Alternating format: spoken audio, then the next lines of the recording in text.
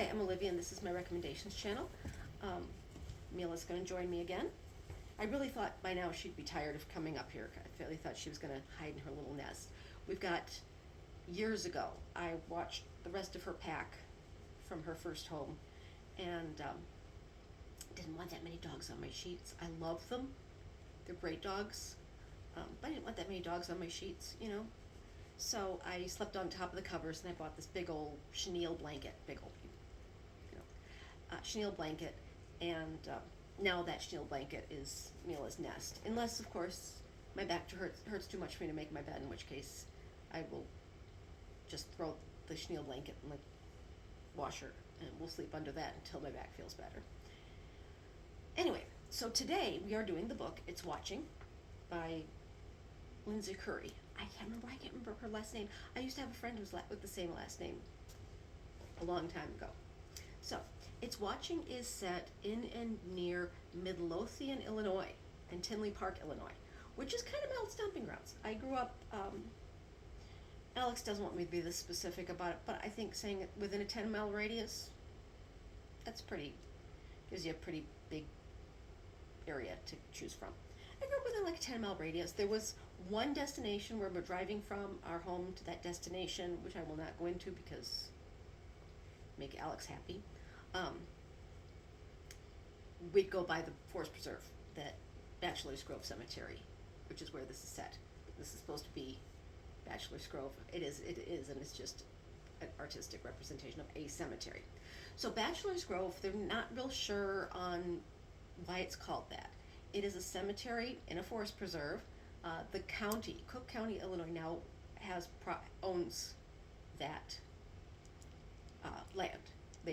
It used to be, I guess, privately owned, and there was a lot of like vandalism.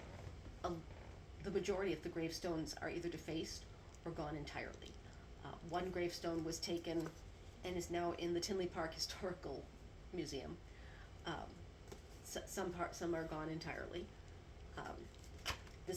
One of the things I like about it is that if you are not lucky enough to have lived in that area, you got a little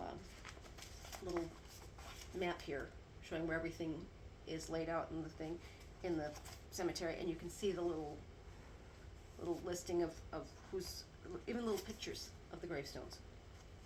The biggest gravestone in the cemetery, which I have seen with my own eyes, is this one for the Fultons, and it's a whole family. Like they owned a sawmill, I think, some kind of larger, more important, more prominent business, and the whole family's buried under there. So anyhow, basically, in 1991, this is a real life thing that really happened. In 1991, the Bachelor's Grove is rumored to be one of the most haunted places in the country, possibly the world. There's a lot of stories about people seeing things in there, and it's not even my cousin's uncle's brother's dentist saw this. It's like, I was there and this happened to me. People talking on the news kinds of things, which makes it a little bit more, because I keep an open mind about stuff like ghosts. But yeah, it's supposed to be this incredibly haunted thing. And in 1991, somebody took a picture of a woman sitting on one of the gravestones, and she's translucent. Now, it's possible that it's a ghost, because I keep an open mind about such things. But it's also possible that it was a hoax, and it's like a double exposure. That they took two pictures of the gravestone, one with her and one without, and without advancing the film. Anybody who knows digital cameras, you could probably do the same thing by laying the image over itself. But this was before digital cameras, so you don't advance the film, and you take a second picture, and it makes the things that are there in both pictures look more solid than the things that were only in one picture. And so it's possible that it's that. Who knows? But our protagonist, Josie, and her friends Jackson and Allison go to decide on Halloween night to go to the cemetery to try to get a picture of the lady sitting on the gravestone. Now, they're staying at Josie's house, but Josie's parents aren't there. Josie's parents are out of town, and Josie's parents think that she's staying at Allison's house. I don't know where Allison and Jackson's parents think they are, but her parents think that she's at Allison's, but they're all at her house. They're 13, so they don't have a driver's license, so they have to take an Uber to the cemetery and back, you know, because it's too late for the buses to run, and bus service down there was never very good. I suspect it probably still isn't. So they go to the cemetery, and spooky things happen, and they take off, and they get back to Josie's house, and the spooky things don't stop. So they keep, and they try to figure out what's going on. They approach a local ghost hunter who has theories, and she tells them that even though she's a ghost hunter, they have to figure it out because it's their ghost. And they think, well, maybe we could go someplace else and just, well, they figure it out. And no, they're the ones being haunted, not the house. Though the house is getting creepier and creepier. It's getting colder, there's fog, there's, kind of a weird swampy smell. Now, as you remember, if you look at the map, here, that's right? Yeah. It says pond here. Now, pond is kind of an interesting term for it. It's actually an old quarry. Now, again, this part of the country, this part of the even part of the city, if you've ever driven down I-294, almost as you get to Indiana, you would have gone through a place where there's two gigantic holes. I believe they're still there. They were there for a long time. They probably still are. Two gigantic holes on either side of the expressway. That is a quarry. There were a lot of quarries in the area, and I don't know why those quarries. Well, they do fill with water now because they're part of a tunnel that's supposed to keep flooding to a minimum.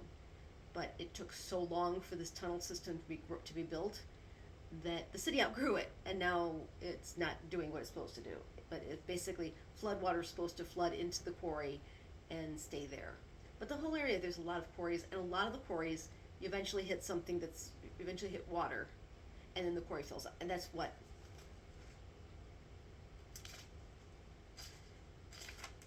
pond is. It doesn't look that exciting. I've seen it in real life. It doesn't look that exciting. But anyhow, my parents and I did one of the Richard Crowe ghost tours when I was a kid. That's why I have been there. But anyhow, so they have to figure out what the ghost is, and when they see Jackson sees another one of the famous apparitions in the cemetery, which is a phantom farmhouse. The farmhouse is, fortunately, they have a 3-day weekend, and they receive a text with a deadline, because you gotta have a deadline, and the deadline is the end of the weekend.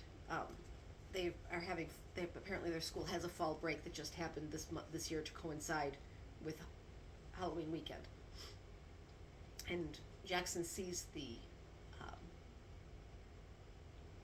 farmhouse and sees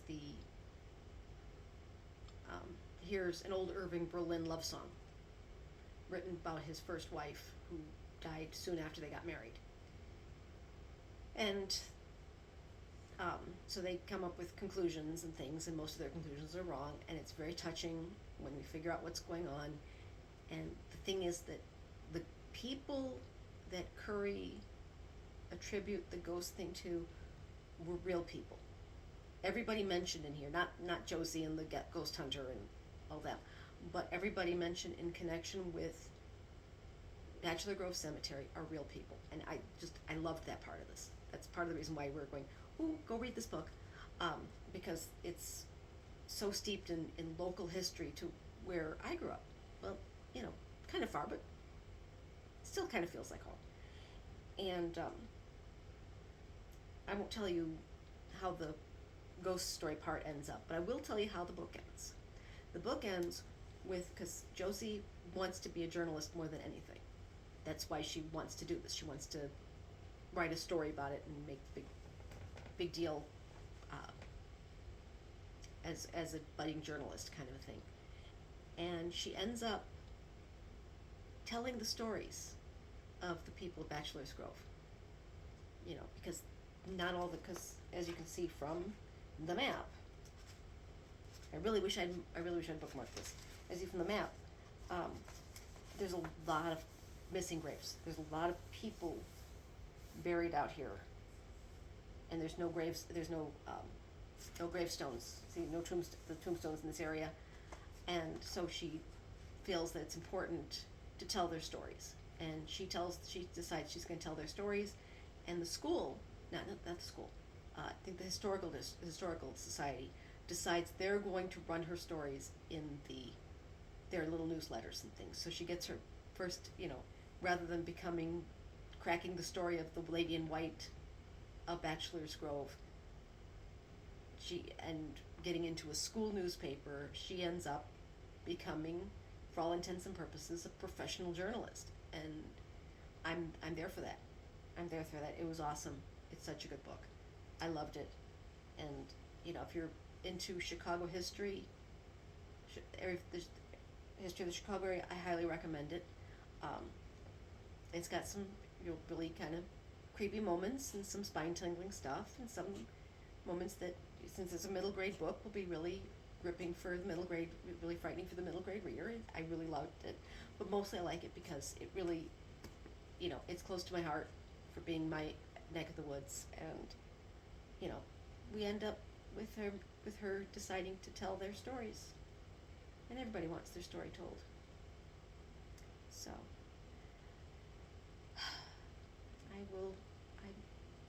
I'm not sure if I'm going to be able to spitball another video after this. I have to see what books I'm still working on. If I can spitball something else, I will do a fourth video. Otherwise, this will get me through the end of May, and hopefully I can get my act together and write the scripts the rest of them. I will talk to you later in the next one, and we will see you, and Mila and I will see you later. Take care. Bye-bye.